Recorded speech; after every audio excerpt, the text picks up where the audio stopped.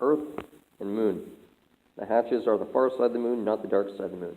Just so happens that this in this picture, on the first day of this diagram, it's a full moon because the face of the moon, which is pointing towards the Earth at all times, also happens to be pointing at the sun.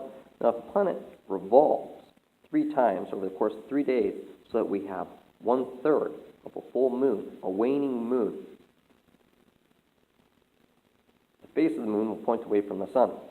On the second day, the face of the moon will only point a little ways away from the sun. 1/28 of the surface area of the moon will shift, indicating that the moon is not orbiting us, but as the Earth rotates, it is orbiting the moon.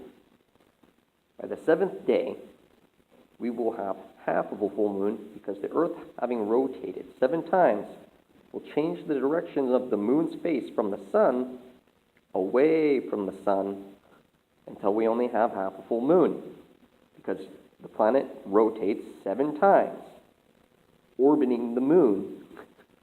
Now, by the 14th day, the planet will rotate 7 more times, and the face of the moon will go away from the sun. If the moon orbited the Earth, we would have a full moon, a waning moon, and a black moon, almost black, in 12 hours. That doesn't occur.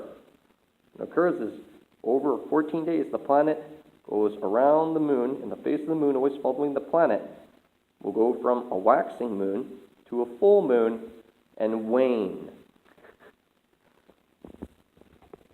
So by the time we get to the 17th day, the moon starts to wax, and a portion of the surface of the face of the moon comes in the sunlight, just a tiny little bit of it.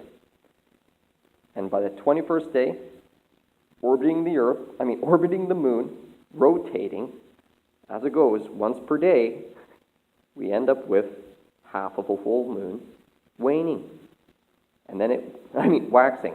And then it waxes even more by the 24th day. And by the 28th day, changing the trajectory of the face of the moon away from the sun by 1/28 every single day, we eventually get back to a full moon.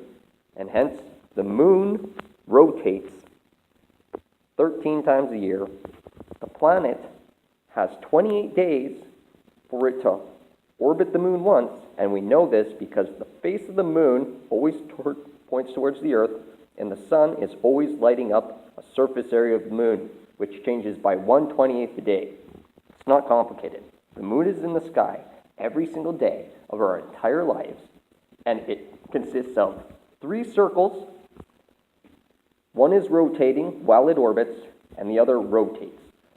Now, whether the sun just comes closer and farther away, or whether the sun rotates around us, or if the moon rotates around the sun, is a redundancy.